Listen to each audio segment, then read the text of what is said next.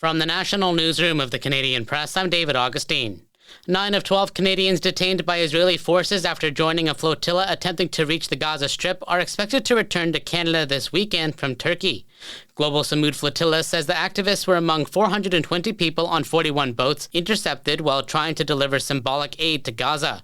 Foreign Affairs Minister Anita Anand said Turkish officials reported the Canadians suffered appalling abuse in Israeli custody, allegations that have been denied by Israeli prison authorities.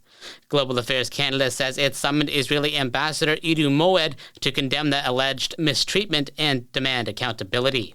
A senior Pentagon official says Canada's defense partnership with the U.S. is facing growing tension over military planning and spending. The official says Ottawa received a classified paper outlining U.S. priorities for North American defense, but responded without providing what Washington viewed as a credible plan. Officials in the Trump administration also criticized delays around Canada's review of its F-35 fighter jet purchase and recently paused a long-standing bilateral defense advisory board. Canada says it has made historic investments into Arctic security, military readiness, and defense spending, reaching NATO's 2% GDP target for the first time. But U.S. officials say Canada still needs to show more clearly how future spending will strengthen continental defense commitments. John Kennedy, The Canadian Press. Voting starts today for members of the BC Conservative Party to pick their new leader. 5 candidates are running for the leadership of BC's official opposition, taking over for leader Trevor Halford, who had been in place since December when John Rustad resigned.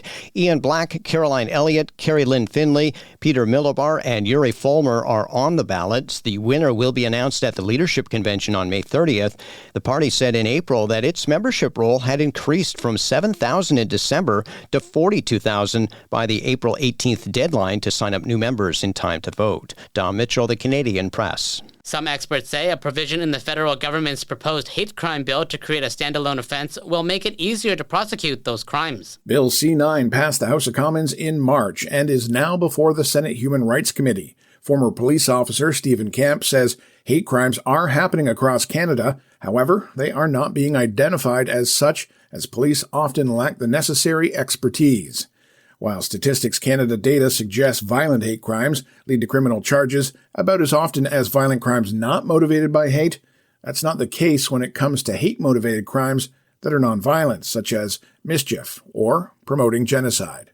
Rob Westgate, The Canadian Press. And the family of two-time NASCAR champion Kyle Busch says he died after severe pneumonia, which progressed into sepsis. In a news release, Vice President of Kyle Busch Company's Dakota Hunter said the condition resulted in rapid, overwhelming complications. Busch died at the age of 41 on Thursday. This is the Canadian Press. In sports, the underdog Montreal Canadiens can take a 2-0 lead over the Carolina Hurricanes in the NHL's Eastern Conference Final tonight. Head coach Martin St. Louis sees a hunger in his team to continue pushing after a surprise 6-2 victory in Game 1. I don't think we are where we are today without this kind of mindset. And with that said, it doesn't, you can have the best mindset. You're still going to have to go execute. And, the other team's coming too. Like, they're not just going to give it to you. Like, you got to go earn it every day, no matter what just happened. We have an opportunity tonight. We intend to, put our best foot forward. The best-of-7 series shifts to Montreal for Game 3 on Monday. The Toronto Tempo hosts the Portland Fire tonight in the first meeting between the two WNBA expansion teams.